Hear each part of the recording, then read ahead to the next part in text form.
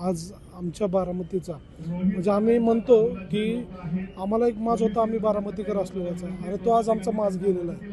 म्हणजे आज आमच्यातलं आम्ही जे काय आहे, आम्ही जे काय घडलो, जे काही शिकलो, ते फक्त आम्ही दादांकडे बघूनच शिकलेलो आहे. एक आठवण म्हणून दादांनी सांगतो की दादा कार्यकर्त्यांना किती जपायचे. आम्ही सर्वसामान्य कार्यकर्ते, आमचं पुण्यात काम होतं, दादांना पुण्यात भेटायला गेलो, जुन्या जिल्हा परिषद ऑफिस बिल्डिंगला भेटलो आम्ही दादांना, एक निवेदन दिलं, पत्र दिलं. दादा गडबडत होते, ते पत्र घेतलं आणि गाडीत बसले. आम्हाला वाटलं की दादांनी बघितलं नाही, पत्र बघितलं नसेल, आमचं म्हणणं पोचलं नसेल, म्हणून आम्हाला कळलं की दादा तिथून पुण्यातल्या जिजाऊ बंगल्यावर भेटणार आहेत. आम्ही तिथं बाहेर थांबलो, दादा जेवण केलं आणि बाहेर पडले. बाहेर पडताना गाडीतनं त्यांनी आम्हाला बघितलं, गाडी थांबवली. ए बाबा का रे थांबलाय तू माझ्या मागं सारखं काय येतोस, तुझं पत्र मला मिळालं आहे, तुझं काम होऊन जाईल.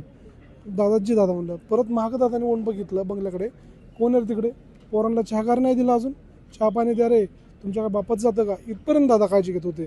एक सर्वसामान्य कार्यकर्ता, याच्यापेक्षा काय अपेक्षित आहे दुसरा, की दादा आज एवढं विचारपूस करणार, काम करणार, गाडीत थांबवून आम्हाला विचारतं की तू का मागं येतोय. म्हणजे असं नेता परत आम्हाला मिळणं नाही. आमची ही पोकळी ही आमच्या पिढीची, आम्ही म्हणतो की आमची एक जनरेशन व्हायला गेली आमची. आज दादा नाही आहेत तर आमची एक जनरेशनचं नुकसान झालं. ही जनरेशनचं नुकसान कोणही घर भरून काढणारा नेता आता बारामतीत आमच्याकडे नाही, की महाराष्ट्रात नाही, आम्ही असं म्हणतो.